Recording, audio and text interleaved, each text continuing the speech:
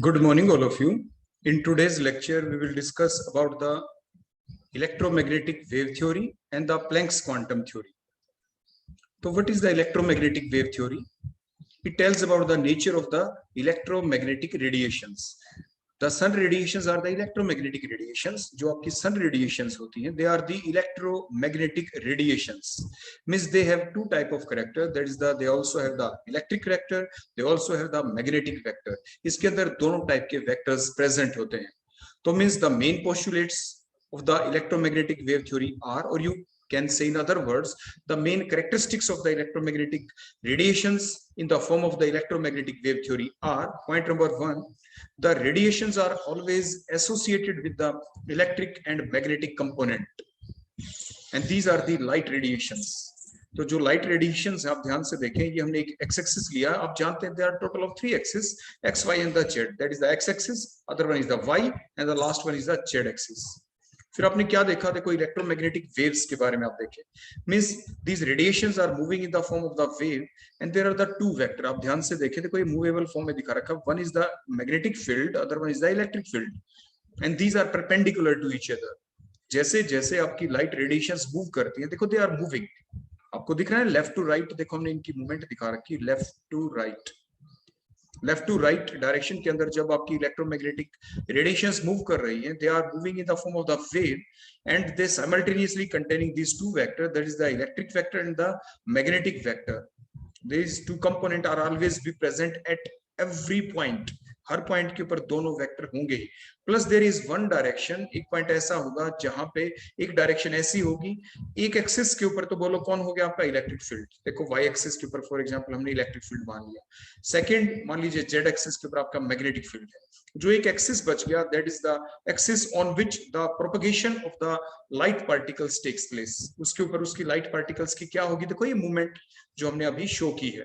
तो means the electromagnetic जो radiations होती है, according to the electromagnetic wave theory, these radiations, these light radiations, these electromagnetic radiations, they are always associated with these two component, that is the electric component, electric vector, or the magnetic component, that is the magnetic vector, and they are perpendicular to each other. They are also perpendicular to the direction of the movement of these light radiations. Point number second, these light radiations are always moved with a velocity of 3 multiplied by 10 raised to the power 8 meter per second. देखो आपसे कई बार exam में पूछा जाता है ना, what is the velocity of light? तो आप जवाब क्या देते हैं? 3 multiplied by 10 raised to the power 8 meter per second. तो जो ये लाइट रेडिएशंस हैं, लाइट रेडिएशंस की तो बात कर रहे हैं हम, लाइट की तो बात कर रहे हैं. Electromagnetic wave theory is given for the light radiations. Light radiations को बेस बनाते हुए ही इलेक्ट्रोमैग्नेटिक वेव थ्योरी दी गई है. नेक्स्ट, जो इलेक्ट्रोमैग्नेटिक रेडिएशंस हैं, जो आपकी लाइट रेडिएशंस हैं, they require no medium for the movement. क्योंकि जब सन से मान लीजिए आपके यहाँ पे देखो, ये हमने देखो सन को शो कर दिया, सन से ये यहाँ पे देखो नीचे हमने अर्थ को शो कर दिया. जब ये रेडिएशंस अर्थ से आपके सन से अर्थ तक पहुंचती हैं, तो in the mid there is a vacuum. बीच में वैक्यूम है. Vacuum means there is no air. अगर लाइट रेडिएशंस को पार्टिकल्स की जरूरत होती फॉर देयर मूवमेंट, तो सन रेडिएशंस जो वैक्यूम वाला एरिया आता वहीं पे कट ऑफ हो जाती, वो अर्थ तक पहुंचती ही नहीं. लेकिन जो सन रेडिएशंस हैं, as they reach up to the earth, what it means, it shows that these sun radiations, these light radiations, these electromagnetic radiations requires no medium for their movement, no requirement of the medium for their propagation. Propagation means movement. And these radiations also have the wave nature. आपने देखा ना नीचे देखो movement की form में आप देख पा रहे हैं कि जब ये लाइट रेडिएशन चल रही है, दे आर मूविंग. देखो ये रेड डॉट की फॉर्म में हमने दिखा रखा है. रेड डॉट देखो कभी ऊपर कभी नीचे, कभी ऊपर कभी नीचे. आप यहाँ पे साइमल्टेनियसली देखो देख सकते हैं इसको. So that is the movement. So these light radiations are moving in the form of the wave. ये वेव की फॉर्म में ही बोलो क्या कर रही है? मूव करती है. तो they have the wave character, they have the wave nature, and their wavelength is always given by lambda is equal to c upon nu. Lambda is the wavelength and c is the velocity of the light here, and nu is the frequency. Nu is the frequency. अब जैसे हम ऊपर diagram में आपको show करेंगे यहाँ पे, बड़े ध्यान से देखना कि वेवलेंथ की जो सेंस है वो क्या है, वो आपको बता रहे हैं हम. तो जो वेवलेंथ है उसका मतलब क्या होता है? हाफ वेव हमने ली. देखो यहाँ पे क्या है हमारी हाफ वेव, देखो ये हाफ वेव हमने शो की, another half wave that called as the complete wave, ये आपकी कंप्लीट वेव बन गई यहाँ पे। तो जो ये कंप्लीट वेव बन गई है यहाँ पे,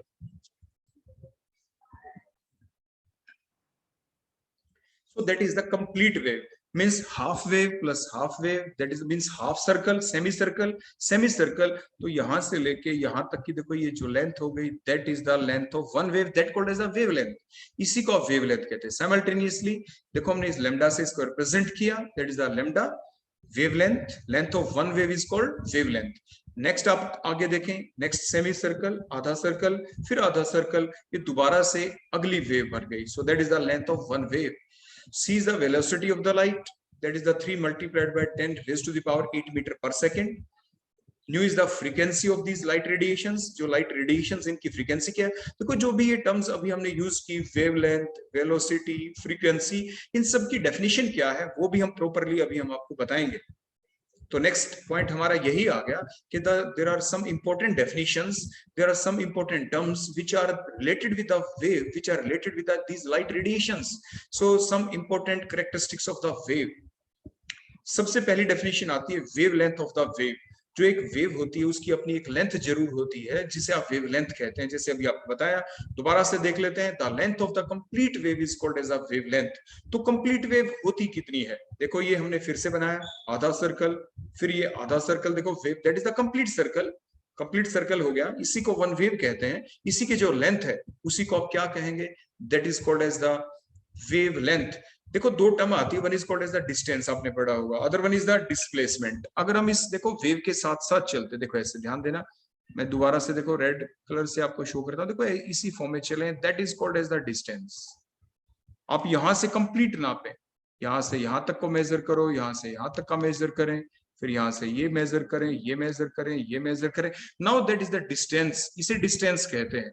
लेकिन जो हमारा इनिशियल पॉइंट है जहां से ये वेव स्टार्ट हुई थी, देखो that is the initial point, देखो ये, और that is the end point, ये एंड पॉइंट हो गया कंप्लीट वेव वन वे। अब that is the displacement, displacement means the shortest distance between the initial and the final position. तो initial position ये हो गई, फाइनल पोजीशन ये हो गई, यहां से यहां तक का जो शॉर्टेस्ट डिस्टेंस है that is the wavelength here. तो कई बार बच्चे ऐसे पूछ सकते हैं, पूछ भी लेते हैं कि सर आपने डिस्टेंस क्यों नहीं लिया। देखो ये डेफिनेशन है वेवलेंथ की, length of one wave means the displacement, initial position and the final position के बीच का जो डिस्टेंस है जिसे आप डिस्प्लेसमेंट कहते हैं, उसी को आप वेवलेंथ कहते हैं, और उसी को आप कहते हैं length of the one wave, length of one complete wave. So the length of one complete wave is called as the wavelength, उसे आप वेवलेंथ कहेंगे। इसी टाइप से नेक्स्ट को देख लें, नेक्स्ट आधा सर्कल, ये नेक्स्ट आधा सर्कल हो गया, तो ये दूसरी वेव बन गई, that is the second wave.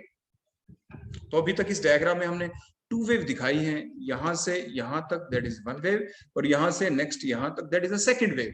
So these are the two waves which are shown till now in that diagram. इसके बाद नेक्स्ट पॉइंट क्या आता है, जब भी आपकी ये वेव बनी, जो आपके पार्टिकल्स बने, जो हमने पहले स्लाइड के अंदर आपको दिखाया था, मूवमेंट हो रही थी पार्टिकल्स की, मींस वो कैसे चलते, एक बार ऊपर जाती है वेव, फिर नीचे की तरफ आती है, देखो इस स्टेप से, तो ये लैम्डा से हमने रिप्रेजेंट किया। तो नेक्स्ट पॉइंट आ जाता है एम्पलीट्यूड। आखिर एम्पलीट्यूड किससे कहते हैं, what is the amplitude of the wave, means क्या आपके जो पार्टिकल्स थे, ध्यान से देखना, एक पार्टिकल ये ऐसे, देखो ऐसे, देखो मैं डॉट दिखा रहा हूं ऐसे, अगर ये सीधे चलते दैट मींस डिस्प्लेसमेंट शो करते, शॉर्टेस्ट डिस्टेंस से चलते, देखो ऐसे चलना चाहिए था इन पार्टिकल्स को, लेकिन ऐसे नहीं चले। कैसे चले, पार्टिकल्स वेव की फॉर्म में चले, देखो ऊपर चले, ऊपर चले, देखो इनका ओरिजिनल रास्ता नीचे था ये, लेकिन ये सबसे ज्यादा अपने रास्ते से यहाँ पे भटक गए, देखो that is the highest position. So ये जो डिस्टेंस है भटकने का, डिस्प्लेसमेंट का, फ्रॉम देयर ओरिजिनल पोजीशन जहां पे उनको होना चाहिए था, कहते हैं ना छोटे बच्चों को भी कहते हैं भाई सीधे रास्ते अपने घर जाएं, ये सीधे रास्ते पार्टिकल्स भी नहीं चले, कि अपने रास्ते से भटक गए, वेव की फॉर्म में चले। तो maximum displacement for their mean position from their original position is called the amplitude of the wave. देखो ये हमने अभी शो किया, दैट इज द एम्पलीट्यूड, देखो एम्पलीट्यूड बन गया। देखो दोबारा से मैं यहाँ पे देखो डबल हेडेड एरो आपको लगा के दिखाता हूँ, ध्यान से देखना, ऊपर डायग्राम के अंदर ही डबल हेडेड एरो लगा दिया। सो दैट इज द एम्पलीट्यूड, ये एम्पलीट्यूड है, दैट इज कॉल्ड, बोलो क्या आपका, एम्पलीट्यूड ऑफ द वेव। होना चाहिए था, देखो यहाँ पे नीचे, देखो यहाँ पे होना चाहिए था, पार्टिकल पहुंच गया देखो ऊपर वाली पोजीशन पे। सो सबसे ज्यादा डिस्टेंस यही है, that is the maximum displacement. जब ये देखो यहाँ पे पहुंचा था यहाँ पे, तो ये आपका थोड़ा कम डिस्प्लेसमेंट हुआ था, यहाँ पे ज्यादा, और आगे जाएंगे तो डिस्प्लेसमेंट फिर से कम हो जाएगा। मैक्सिमम डिस्प्लेसमेंट कहाँ पे हुआ, वो देखो इस पोजीशन पे हुआ है।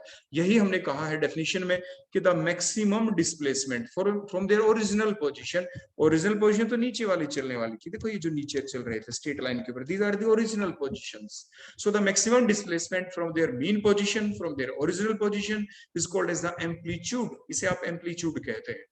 तो एम्पलीट्यूड आप ऊपर की डायरेक्शन में भी देख सकते हैं, जैसे अभी आपको बताया गया, that is the amplitude in the upward direction, जब आपके पार्टिकल्स अपर डायरेक्शन के अंदर चले। लेकिन जब वो नीचे की तरफ चलते हैं, देखो ये फिर से एम्पलीट्यूड हो गया, ये अपवर्ड डायरेक्शन में हमने शो किया जैसे ही। और जो अपवर्ड डायरेक्शन में जब चलते हैं, जो एक टॉप पोजीशन है जहां पे मैक्सिमम डिस्प्लेसमेंट हो, उसे आप क्रिस्ट कहते हैं, that called is the crest. बोलो आप उसे क्या कहेंगे, क्रिस्ट।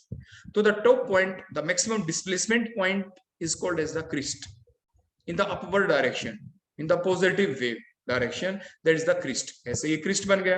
ऐसे जो क्रिस्ट और क्रिस्ट के बीच का भी जो डिस्टेंस है, that is called as the wavelength, उसे आप वेवलेंथ कहते हैं। सिमिलरली जो नीचे की तरफ जब चले, डिस्प्लेसमेंट तो नीचे भी हुआ है, मीन पोजीशन से देखो ये यहाँ पे पहुंच गया नीचे की तरफ, that is called as the amplitude। देखो ये भी आपका एम्पलीट्यूड कहलाएगा यहाँ पे, that is the amplitude from their mean position, that is called as the, बोलो क्या आपका एम्पलीट्यूड। लेकिन ये लो बॉटम डायरेक्शन के अंदर है, लोअर डायरेक्शन के अंदर है। इसी टाइप से ये दूसरा देखो एम्पलीट्यूड बन गया।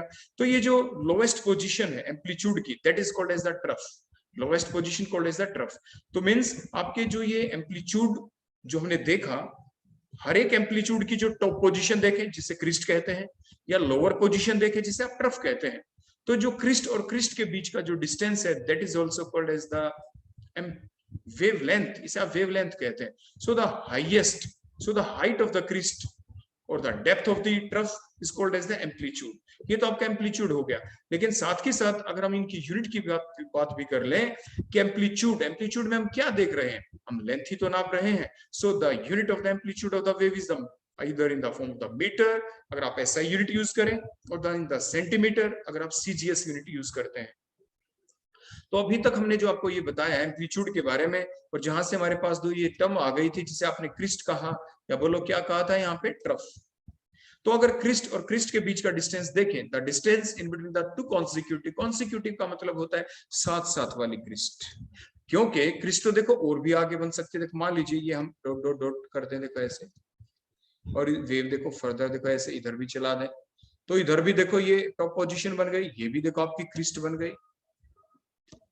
लेकिन हम किसके बीच का डिस्टेंस लेंगे, हम डिस्टेंस लेंगे एडजेसेंट, देखो ये साथ साथ वाली क्रिस्ट, तो दैट इज द लैम्डा। इसे आप क्या कहेंगे, लैम्डा वेवलेंथ ही कहेंगे। The distance between the two consecutive crest और the two consecutive trough is called as the wavelength. ऐसे ट्रफ ट्रफ के बीच के डिस्टेंस को भी आप क्या कहेंगे, वेवलेंथ। आप देखो ऐसा नहीं करेंगे, देखो फिर से आपको बता दें कि देखो आपने ये क्रिस्ट लिया देखो इधर, और ये भी क्रिस्ट था, देखो आप ये डिस्टेंस नहीं लिखेंगे, देखो that is not the wavelength, ये वेवलेंथ नहीं है। आपने यहाँ पे एडजेसेंट क्रिस्ट नहीं लिए, कॉन्सिक्यूटिव क्रिस्ट नहीं लिए। तो डेफिनेशन के अंदर जो कॉन्सिक्यूटिव हमने लिखा है, इसकी अपनी एक सेंस है।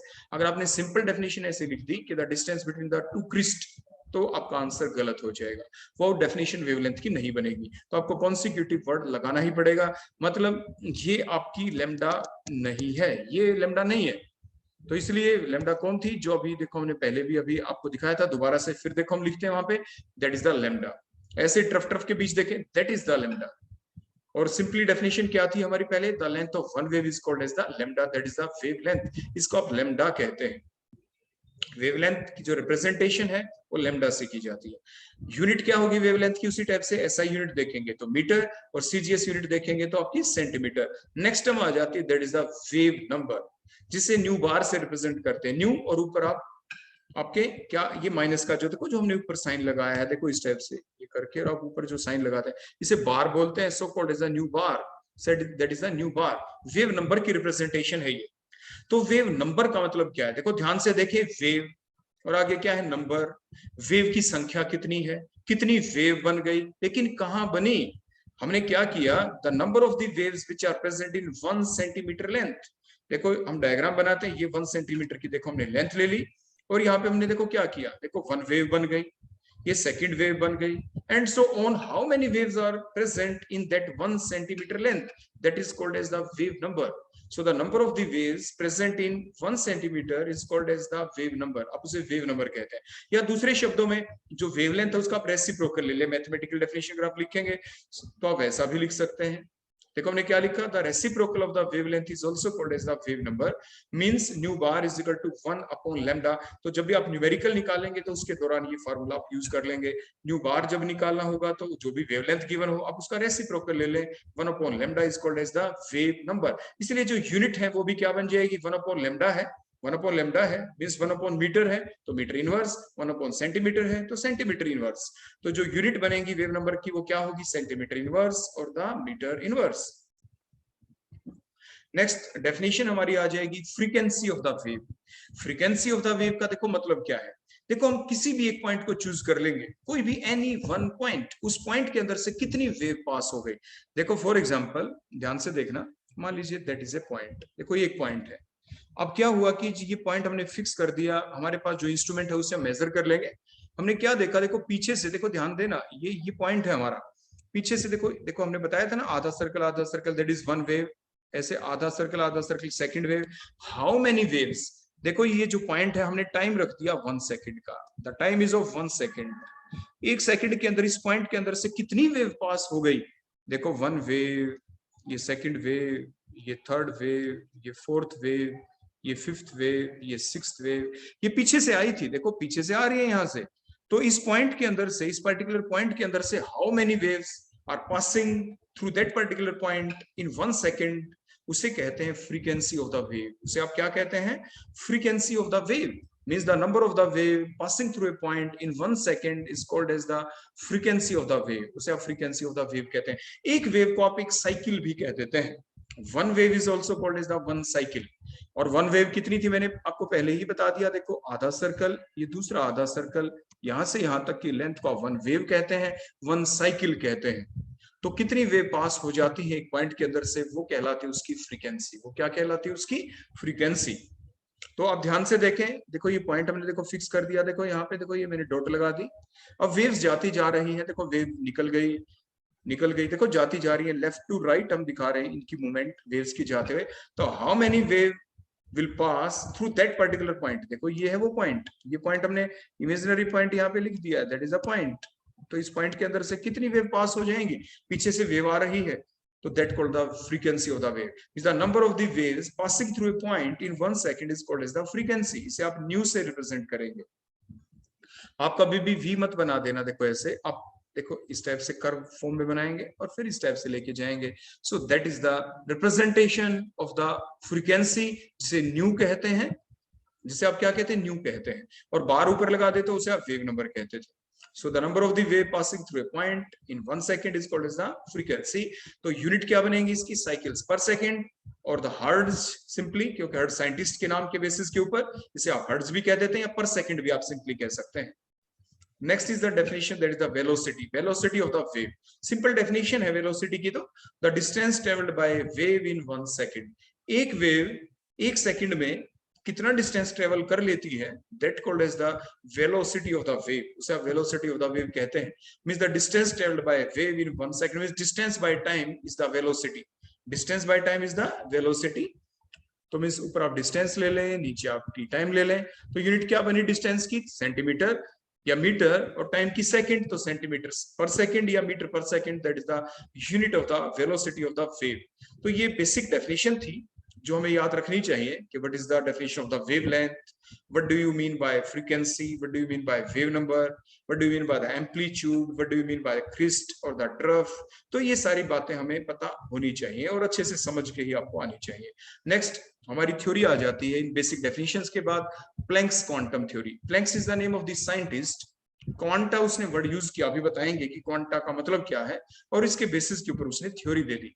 So means that theory, that is the Planck's quantum theory. The quantum theory is given by the scientist, that is the Max Planck, जो आपके सामने यहाँ पे हमने उसकी फोटो भी शो की है. In the year 1901, 1901 में मैक्स प्लैंक ने एक थ्योरी दी जिसका नाम था क्वांटम थ्योरी. और ये साइंटिस्ट ने दी, so called as the Planck's quantum theory. इसके जो मेन पोस्टुलेट्स हैं वो क्या है? पहला पॉइंट कि जो लाइट रेडिएशंस होती है, the radiant energy is always emitted और एब्जॉर्ब्ड, या वो इमिटेड होती है एब्जॉर्ब होती है, कभी भी कॉन्टिन्यूअसली नहीं होती, बट दे आर इमिटेड और absorb discontinuously in the form of the small packet of energy that called as the quanta. उसे आप क्वांटा कहते हैं, उसे आप क्या कहते हैं? क्वांटा। और ये जो क्वांटा होता है, जो पैकेट ऑफ एनर्जी जिसे आप क्वांटा कहते हैं, कई बार एग्जाम में पूछा जाता है डिफाइन क्वांटा, तो आप क्या कह देते हैं? The packet of energy is called as a quanta. लेकिन in case of the light, that packet of energy is called as the photon, उसे आप फोटोन कह देंगे। In case of the light, that packet of energy, that quanta of energy is called as the photon, आप उसे photon कह देते हैं। जैसे अभी आगे हम बोर्स थ्योरी आपको पढ़ाएंगे, वहां पे आपको पता चलेगा कि जब इलेक्ट्रॉन का एक्साइटेशन होता है, देखो ये कोई शेल है, देखो ग्रीन कलर से हमने शो की, यहाँ पे कोई इलेक्ट्रॉन था, देखो ग्रीन शेल के अंदर, इसका एक बाहर चला गया, ये बाहर दिया तो हमने बाहर से बोलो क्या दी? हमने एनर्जी दी। हमने क्या दी? बोलो एनर्जी हमने बाहर से दी। फिर आपकी जो एनर्जी दी वो किस फॉर्म में दी? That is the form of the packet of energy. Packet की फॉर्म में, मींस इलेक्ट्रॉन एक स्टेट से दूसरी स्टेट में जाएगा, बीच में नहीं रुकेगा, means fix amount of energy को ही एब्जॉर्ब करेगा। जो इलेक्ट्रॉन है that will absorb the fix amount of the energy, means ये एक शेल से सिर्फ दूसरी शेल में ही जा सकता है, बीच में नहीं रुकेगा। और मान लीजिए इन दोनों शेल के बीच का जो एनर्जी का मान लीजिए जो गैप है, मान लीजिए 100 जूल है, तो ये 100 जूल का जो पैकेट है, 100 जूल का जो पैकेट है, पैकेट ऑफ जो एनर्जी है, उसी को एब्जॉर्ब करेगा। 90 जूल के पैकेट को एब्जॉर्ब नहीं करेगा। ऐसा नहीं कि हमने 10 जूल पहले दे दी, फिर 10 joule 10 joule 10 joule 10 by 10 times आप दे दें और ये धीरे धीरे करके एक जगह से दूसरी जगह पे इलेक्ट्रॉन चला जाए। नो, अगर 100 जूल ही मिली, 100 जूल की एनर्जी मिली, 100 जूल का पैकेट मिला, तो ही ये एनर्जी को एब्जॉर्ब करके एक जगह से दूसरी जगह पे फिक्स्ड पोजीशन पे चला जाएगा। तो मींस जो आपके ये पार्टिकल्स होते हैं, they will always absorb the energy in the form of the packet. They always absorb the fixed amount of the energy, and that fixed amount of energy is called as the quanta. उसे आप quanta कहते हैं। और in case of the light, that called as the photon. और जो energy है, next point हमारा क्या आ जाता है? पॉइंट नंबर 2, जो एनर्जी होती है क्वांटा ऑफ रेडिएशन की, it is always directly proportional to the frequency. Energy का सीधा रिलेशन फ्रीक्वेंसी के साथ होता है, means energy is always directly proportional to the nu. और जब प्रोपोर्शनलिटी के साइन को हटाएंगे तो ये जो साइंटिस्ट था जिसका नाम प्लैंक था, मैक्स प्लैंक था, इसने कांस्टेंट लगा दिया अपने नाम के बेसिस के ऊपर ही, जिसे प्लैंक्स कांस्टेंट कहा जाएगा। तो इक्वल टू का साइन लगाएंगे तो is equal to H nu. H here is the Planck's constant, H here is the Planck's constant. और इसकी एक फिक्स्ड वैल्यू है, इसको कैपिटल जे से आप रिप्रेजेंट करते हैं। और जे वैल्यू क्या होगी? 6.62 multiplied by 10 raise to the power -34। और जूल सेकंड अक्सर एग्जाम में पूछा जाता है, but is the unit of Planck's constant. तो अक्सर बच्चे गलती यहीं पे करते हैं, क्योंकि आमतौर पे जितनी यूनिट आपने देखी है ना, जैसे आपने वेलोसिटी की देखी मीटर पर सेकंड या सेंटीमीटर पर सेकंड, आपके दिमाग में एक इमेज जम जाती है पर सेकंड पर करके। तो ऐसे आप यहाँ पे भी गलत टिक कराते हैं, कॉम्पिटिटिव एग्जाम में भी आप जूल पर सेकंड कराते हैं, क्योंकि वो लिखा मिलेगा आपको। लेकिन जो यूनिट है प्लैंक्स कांस्टेंट की, आप जरूर ध्यान रखें, यूनिट इज जूल सेकंड। मान लीजिए आप भूल भी गए एग्जाम में, तो आप देखो कैसे याद करेंगे। याद रखना बड़ा इजी होता है। अभी आपने फार्मूला देखा था, is equal to H nu है, तो एच बोलो किसके इक्वल हो जाएगा? H is equal to E upon nu. और यूनिट बोलो क्या होगी आपकी एनर्जी की? एनर्जी की यूनिट होगी जूल। अभी knew that is a frequency, आपने पढ़ा था दैट इज अ फ्रीक्वेंसी। और फ्रीक्वेंसी की यूनिट आपने देखी थी अभी cycles per second, cycles per second, तो पर सेकंड इसकी यूनिट थी। पर सेकंड ऊपर जाके बोलो क्या बन जाएगा? That is the second. क्या बन गया बोलो? Second. So the unit of the Planck's constant that is the H is joule second. तो इसकी यूनिट आपकी जूल सेकंड हो जाती है। तो मींस जो फार्मूला है आपके सामने, आप उसको जरूर ध्यान रखें और उसको आप एक बार लिख के देख लें, ताकि एग्जाम में जब कोई क्वेश्चन इस टाइप का आता है, यूनिट बेस्ड क्वेश्चन आता है, तो वो आपका रॉन्ग नहीं होना चाहिए, आपके नंबर नहीं कटने चाहिए एग्जाम के अंदर। ये चीज आप जरूर ध्यान रखें। नेक्स्ट पॉइंट आ जाता है कि रेडिएंट जो एनर्जी होती है, दैट इज ऑलवेज एब्सॉर्ब्ड और emitted by body and it is always equal to the integral multiple of the quanta. हमने बताया था ना कि जो एनर्जी को एब्सॉर्ब करेगा 1 क्वांटा 2 क्वांटा 3, यानी आपके फ्रैक्शन में नहीं होगा। ऐसा नहीं होगा कि 1 क्वांटा 1.5 क्वांटा 1.6 क्वांटा, नो। जब भी कोई पार्टिकल एनर्जी को एब्सॉर्ब करेगा तो वो कैसे करेगा? That will be the integral multiple of H new. So the energy is always absorbed or emitted is in the form of the integral multiple of the quanta. Integral multiple of the h nu means energy is always given by is equal to n h nu, means चर है यहाँ पे, इसकी value 1 2 3 4 हो सकती है, fraction में नहीं होगी। ये भी बात मैक्स प्लैंक के द्वारा बताई गई। So that is these are the main postulates of Planck's quantum theory. अब इसके बाद हम कुछ न्यूमेरिकल्स को डिस्कस करेंगे। जितने भी न्यूमेरिकल हम डिस्कस करेंगे सारे के सारे आपके एनसीईआरटी की बुक के हैं और बड़े इंपॉर्टेंट क्वेश्चंस हैं ये आपके, तो इसलिए इनको बड़े ध्यान से आप याद करेंगे। देखो येलो लाइट, ये तो बेसिक चीज है, आप जानते ही हैं, आगे पहले भी बताया है, आगे भी आपको बताएंगे। हर कलर की अपनी अलग एनर्जी होती है। एक रीजन होता है जिसे विबग्योर कहते हैं, VIBGYOR। डिफरेंट कलर जो 7 कलर्स होते हैं, हर कलर की अपनी अलग एनर्जी होती है। अलग एनर्जी तो अलग फ्रीक्वेंसी, क्योंकि आपने अभी अभी पढ़ा था ना कि फार्मूला क्या होता है एनर्जी का, E बोलो क्या था, E H न्यू, और न्यू का फार्मूला आपने पढ़ा था न्यू C/λ, ऐसा आपने पढ़ा। तो एनर्जी का सीधा रिलेशन डायरेक्टली प्रोपोर्शनल तो किसके साथ होती है, फ्रीक्वेंसी के, और एनर्जी जो है वो इनवर्सली प्रोपोर्शनल किसके साथ होती है, वेवलेंथ के। और जैसे कि मैंने अभी आपको बताया, देखो विबग्योर जो अभी मैंने शब्द यूज किया, तो ऊपर हमने लिखा है येलो लाइट। देखो ये रही येलो लाइट, ये वायलेट लाइट है, ये रेड लाइट है। हर कलर की एनर्जी अलग अलग होती है। और आप याद कैसे करते हैं, वायलेट के इधर अल्ट्रावायलेट होता है जिसकी एनर्जी सबसे ज्यादा, तो वायलेट कलर की एनर्जी सबसे ज्यादा, और रेड कलर की एनर्जी सबसे कम। एनर्जी सबसे कम तो देखो ऊपर हमने लिख रखा है इनवर्सली प्रोपोर्शनल है वेवलेंथ के, एनर्जी कम तो वेवलेंथ क्या होगी, ज्यादा। ये तो हमने बेसिक सिर्फ आपको बताया, लेकिन न्यूमेरिकल में तो देखो ये चीजें गिवन ही है।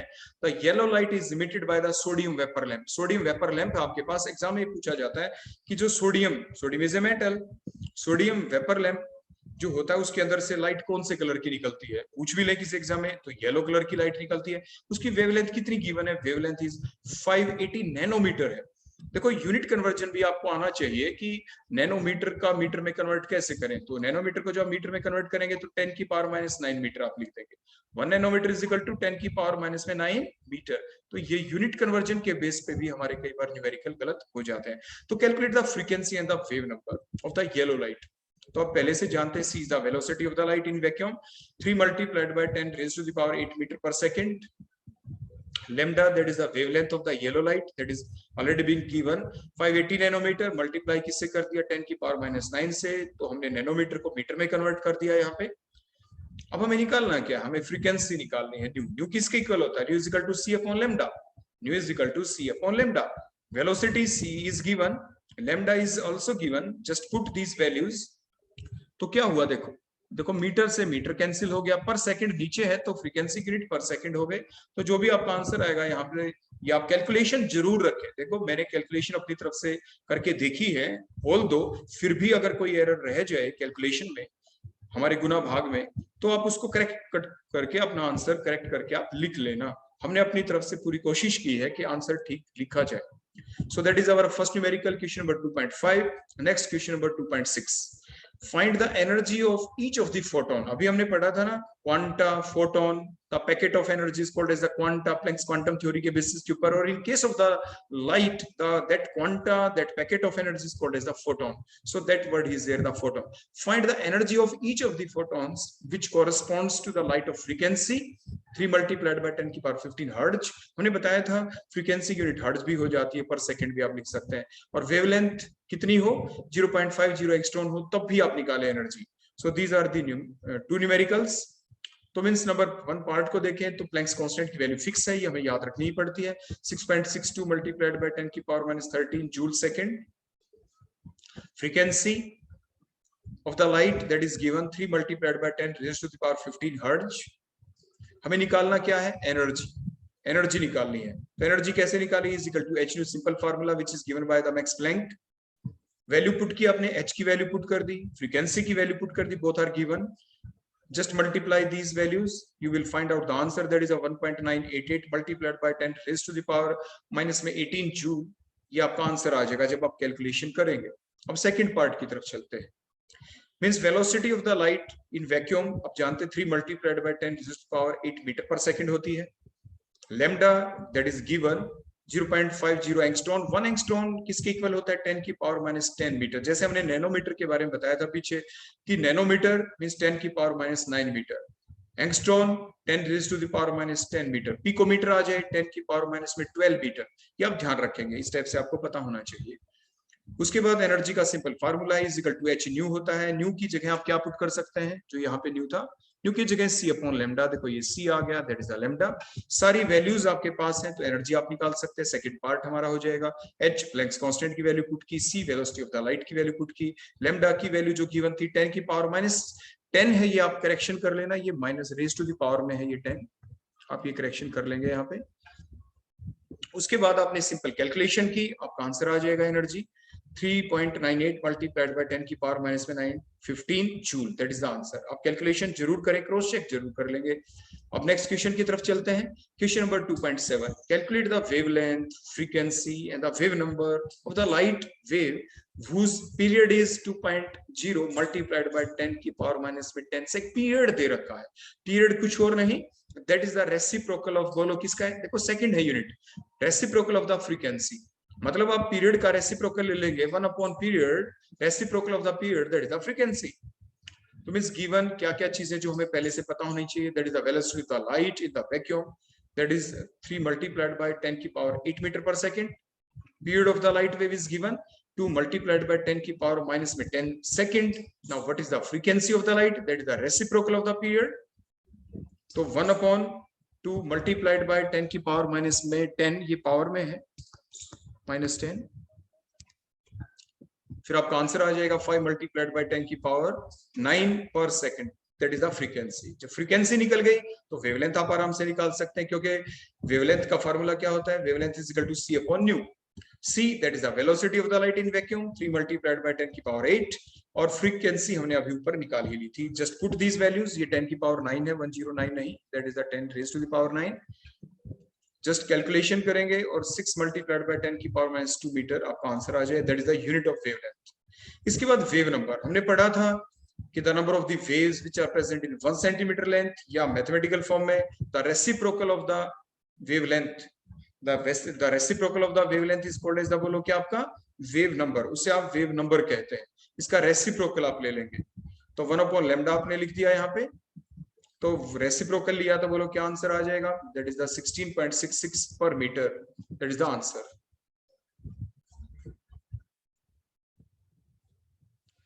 तो अब हम देखते हैं नेक्स्ट क्वेश्चन को, question number 2.8, what is the number of photons of light with a wavelength of 4000 picometre.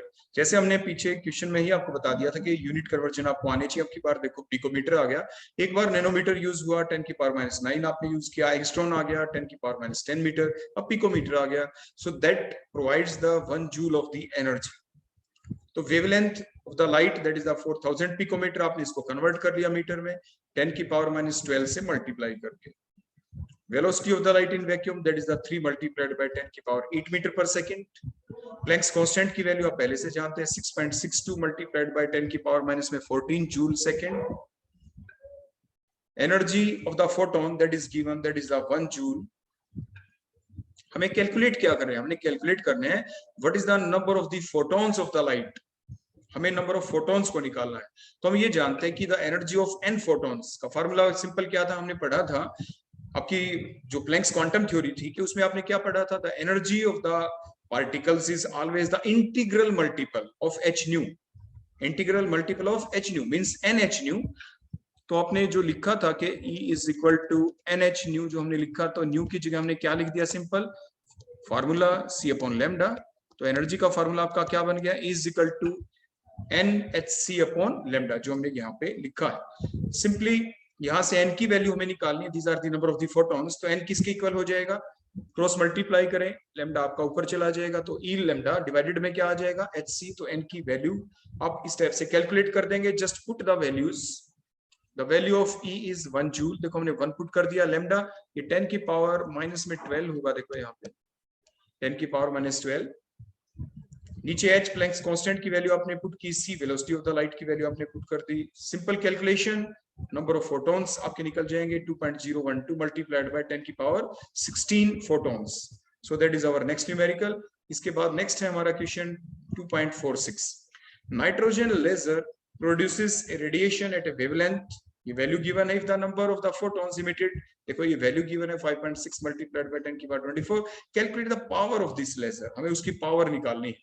देखो जो जो चीजें गिवन है वो क्या है, that is the number of the photons emitted. वो कितने फोटॉन्स इमिटेड हो गए, 5.6 मल्टीप्लाइड बाय 10 की power 24, these are the number of photons emitted. Next चीज जो हमें पहले से पता होनी चाहिए, that is the velocity of the light in vacuum, 3 multiplied by 10 की पावर 8 मीटर पर सेकेंड। उसके बाद प्लैंक्स कांस्टेंट, ये वैल्यू भी काफी बार एग्जाम में पूछी भी जाती है, डायरेक्ट हमें याद भी रहनी चाहिए विद यूनिट्स।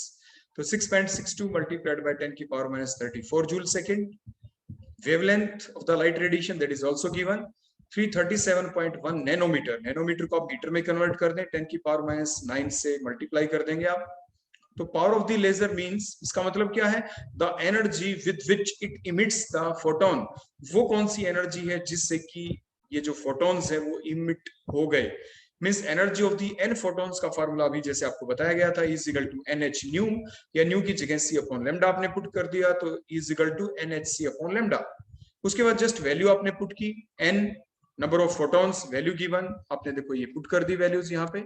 उसके बाद h प्लैंक्स कांस्टेंट की ये वैल्यू पुट कर दी, c velocity of the light की वैल्यू आप पुट करें, लैम्डा वेवलेंथ की वैल्यू देखो ये गिवन है यहाँ पे 10 की पावर माइनस में 9 है, रेज टू द पावर में है ये करेक्शन आप कर लेंगे, 10 की पावर -9 है ये यहाँ पे। जस्ट कैलकुलेट करेंगे आप और आपका आंसर 3.33 मल्टीप्लाइड बाय 10 की power 6 joule is the answer. Next question, neon gas is generally used in the sign board. Sign board के ऊपर नियॉन गैस को यूज किया जाता है। It emits strongly at 616 nanometre. A point क्या calculate करना है, frequency of the emission, B point the distance traveled by this radiation in 30 seconds, C point the energy of the quanta, D point the number of the quanta present if it produces 2 joule of the energy। जैसे अभी हमने पिछले numerical के अंदर भी देखा था। तो जो जो चीजें गिवन है पहले हम वो लिख लेते हैं। The wavelength of the light radiations emitted that is the 616 nanometre. इसको कन्वर्ट कर दिया हमने मीटर के अंदर, मल्टीप्लाई किससे किया, 10 की पावर -9 से आपने इसको मल्टीप्लाई कर दिया। Next the velocity of the light, velocity of the light कितनी होती है, that is the 3 multiplied by 10 raise to the power 8 metre per second, that is the velocity of the light. Next the value of the Planck's constant 6.62 multiplied by 10 की power -34 joule second. अब हम अपने points पे चलते हैं। First point क्या था, calculate the frequency of the emitted radiations या फ्रीक्वेंसी ऑफ द इमिशन, जैसे क्वेश्चन के अंदर पूछा गया। तो nu is equal to C upon lambda. C की वैल्यू पुट करें, लैम्डा की वैल्यू पुट करें, बोथ आर गिवन। आपका आंसर आ जाएगा 4.87 मल्टीप्लाइड बाय 10 की power 14 per second, that is the unit of the frequency per second. आप calculation अपने लेवल पे भी जरूर करें, क्रॉस चेक आप जरूर करें। B point that is the distance travelled by this radiation in 30 second. 30 second में वो कितना डिस्टेंस ट्रेवल करेगा। तो आप पहले से जानते हैं कि वेलोसिटी का फॉर्मूला क्या होता है, डिस्टेंस अपॉन टाइम। तो डिस्टेंस किसके इक्वल हो जाएगा, देखो वेलोसिटी क्या होता है, डिस्टेंस अपॉन टाइम। तो डिस्टेंस किसके इक्वल, मल्टीप्लाई किया आपने, तो distance is equal to velocity multiplied by time, वही हमने यहाँ पे लिखा है। तो वेलोसिटी कितनी गिवन है, देखो वो तो बेसिक सी चीज है। Velocity of the light in vacuum 3 multiplied by 10 की पावर 8, और टाइम ये पूछ ही रखा है 30 सेकंड। डिस्टेंस कितना ट्रेवल होगा, तो मल्टीप्लाइड बाय 30, तो आंसर आपका आ जाएगा 9 मल्टीप्लाइड बाय 10 की power 9 metre, that is the B point. अब सी पॉइंट की तरफ चलते हैं, एनर्जी ऑफ द क्वांटा निकालना। तो एनर्जी का फॉर्मूला क्या होता है, is equal to H nu. Question में दे रखा है the energy of the quantum, quantum means 1 quanta, तो इसीलिए हमने NH न्यू जो फार्मूला होता है उसमें n की वैल्यू 1 पुट कर दी, मींस 1 क्वांटा अगर हो तो एनर्जी ऑफ क्वांटा कितनी होगी, तो is equal to H nu. H की वैल्यू, प्लैंक्स कांस्टेंट की वैल्यू पुट की, फ्रीक्वेंसी की वैल्यू पुट की जो हमने ए पॉइंट के अंदर देखो कैलकुलेट की थी। ए पॉइंट में कितनी आ गई थी, 4.87 मल्टीप्लाइड बाय 10 की पावर 14, वो हमने देखो यहाँ पे पुट कर दी है। उसके बाद आप मल्टीप्लाई करें, आपका आंसर आ जाएगा 32.27 मल्टीप्लाइड बाय 10 की पावर -20 जूल। अब डी पॉइंट के ऊपर चलते हैं, that is the number of the quanta present if it produces the 2 joule of the energy. और एनर्जी ऑफ 1 क्वांटा पहले से ही हमने निकाल ली, बोलो कितनी है आपकी, 32.27 मल्टीप्लाइड बाय 10 की power -20 joule, that is the energy of 1 quanta. Energy of 1 quanta, ध्यान दें ये एक क्वांटा की एनर्जी है।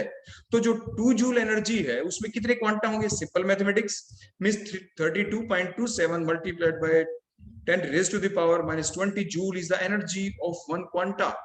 So 1 joule is the energy which is associated with how many quanta, 1 divided by 32.27 multiplied by 10 की power minus 20 quanta. और 2 joule energy जो कि पूछा गया है क्वेश्चन के अंदर, देखो 2 joule, so the 2 joule energy is associated with how many Qantas, 2 से मल्टीप्लाई कर दिया और इसके बाद ये आपका आंसर आ गया 6.2 मल्टीप्लाइड बाय 10 की पावर 18 क्वांटा। देखो ये आपके आंसर आ गए, इतने क्वांटास हैं। अब नेक्स्ट क्वेश्चन के ऊपर चलते हैं, question number 2.48। In the astronomical observations, the signals observed from the distant stars are generally weak. ये तो basic fact है.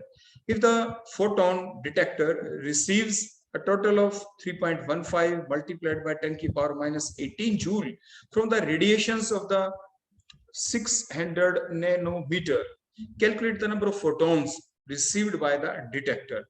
उसी टाइप से जो वेवलेंथ की वैल्यू गिवन है, बोलो वेवलेंथ की वैल्यू कितनी गिवन है यहाँ पे, बड़े ध्यान से आप देखेंगे, जस्ट अ मिनट। देखो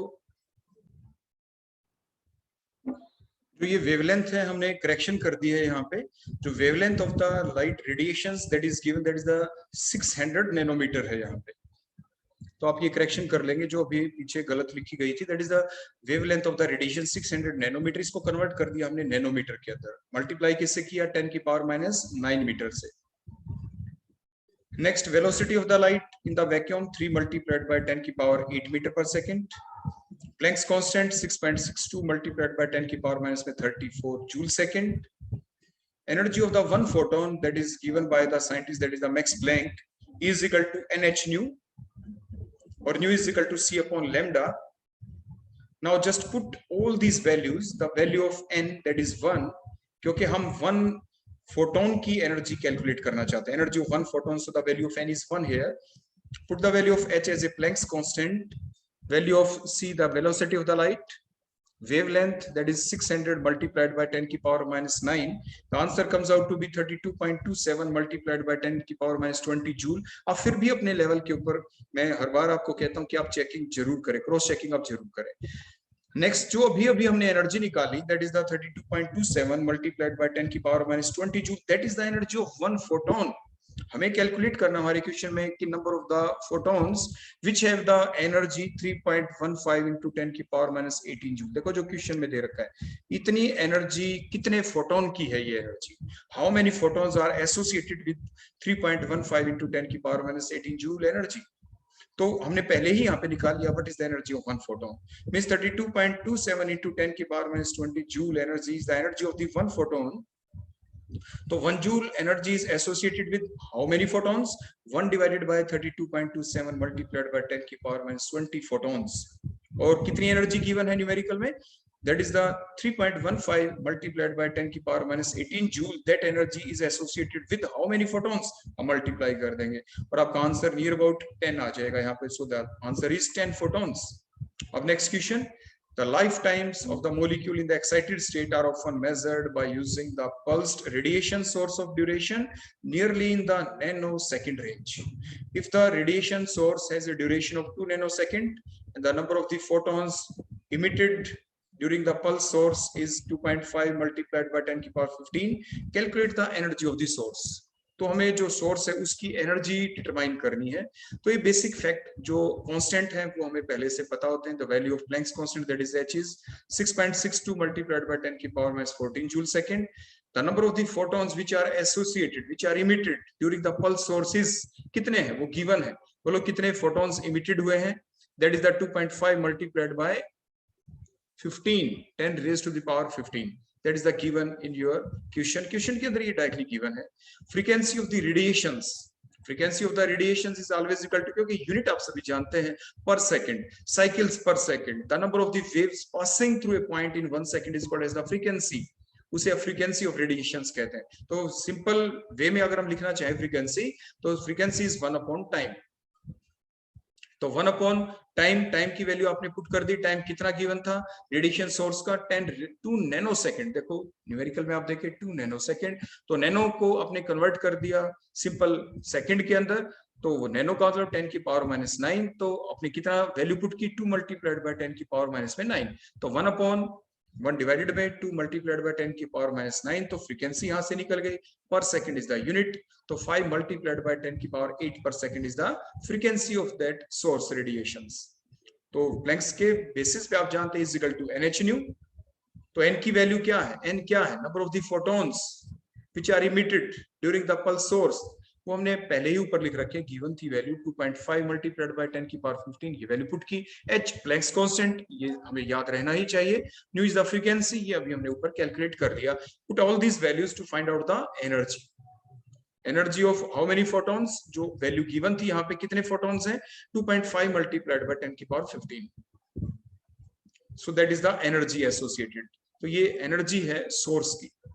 next question, question number 2.50, the longest wavelength doublet absorption transition is observed at 589 and 589.6 nanometer. Calculate the frequency of each transition and the energy difference between these two excited state. तो lambda 1 की value बोलो क्या है, 589 nanometre, इसको आप metre में convert कर सकते हैं। फ्रीक्वेंसी ऑफ द ट्रांजिशन कितनी होगी, आप जानते हैं फ्रीक्वेंसी का formula nu is equal to C upon lambda. तो न्यू 1 आपने ले लिया, nu 1 is equal to C upon lambda 1। C is the velocity of the light and lambda 1 value is already given. आपने जस्ट वैल्यू पुट की और ये आपका answer आ गया 5.093 मल्टीप्लाइड बाय 10 की पावर 14 पर सेकेंड, क्योंकि आप फ्रीक्वेंसी निकाली आपने। उसके बाद लैम्डा 2 इज आल्सो गिवन 589.6। तो फ्रीक्वेंसी ऑफ ट्रांजिशन कितनी होगी, nu 2 is equal to C upon lambda 2। Just put the value of c and the lambda 2। जैसे आपने वैल्यू पुट किया, आपका आंसर बोलो कितना आ गया, 5.088 मल्टीप्लाइड बाय 10 की पावर 14 पर सेकेंड। अब इनके बीच का अगर हमें गैप देखना हो, energy difference, so the energy difference between these two excited state is E1 minus E2। तो एनर्जी जो E2 है, that is the energy associated with the lambda 2, और E1 क्या है, that is the energy associated with the lambda 1। So the delta E is equal to H nu 1 minus में H nu 2। तो H को आपने common ले लिया, तो न्यू 1 माइनस में न्यू 2। आपने H की वैल्यू पुट की 6.62 इंटू 10 की पावर माइनस 34 जूल सेकेंड, और न्यू 1 और न्यू 2 जो हमने ऊपर कैलकुलेट की थी, न्यू 1 बोलो कितनी है आपकी, देखो ये रही 5.093 इंटू 10 की पावर 14, देखो ऊपर हमने कैलकुलेट किया था। न्यू 2 देखो ये 5.088 इंटू 10 की पावर 14, देखो ये हमने माइनस कर दिया। उसके बाद सिंपल कैलकुलेशन करें, माइनस किया तो आपका क्या आ गया, 5 मल्टीप्लाइड बाय 10 की पावर माइनस 3 मल्टीप्लाइड बाय 10 की पावर, यानी अब कैलकुलेशन अपने लेवल के ऊपर जरूर कर लेंगे। फाइनल आंसर आपका हमने कैलकुलेट किया 3.31 मल्टीप्लाइड बाय 10 की पावर में माइनस 22। तो जब आपने ये कैलकुलेशन की, यहाँ पे देखो हम आपको अलग से करके भी देख लेते हैं, एक बार चेकआउट कर ले। 5.093 और ये क्या था 5.088, तो आपका आ जाएगा 13, ये 5, ये 0 0 और ये 0 0। देखो इस टाइप से। तो ये जो चीज आई, इसको हमने कैसे लिख दिया, 5 मल्टीप्लाइड बाय 10 की पावर माइनस में 3। क्योंकि कुछ बच्चों ने अभी पूछा कि ऐसा क्यों आया, क्योंकि देखो बेसिक चीज है, दिख ही रहा है कि दो चीजों को माइनस करें तो ये फैक्टर बचना चाहिए था सिर्फ 10 की पावर 14, क्योंकि that is the common factor.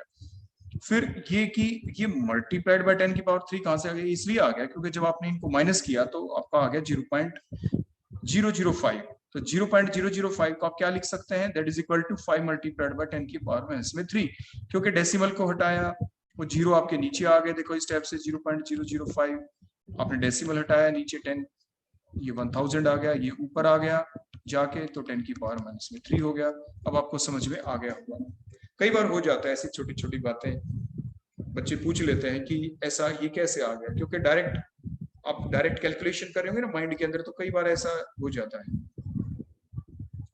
So that is the final answer. The delta E comes out to be 3.31 multiplied by 10 की पावर में minus 22 joule.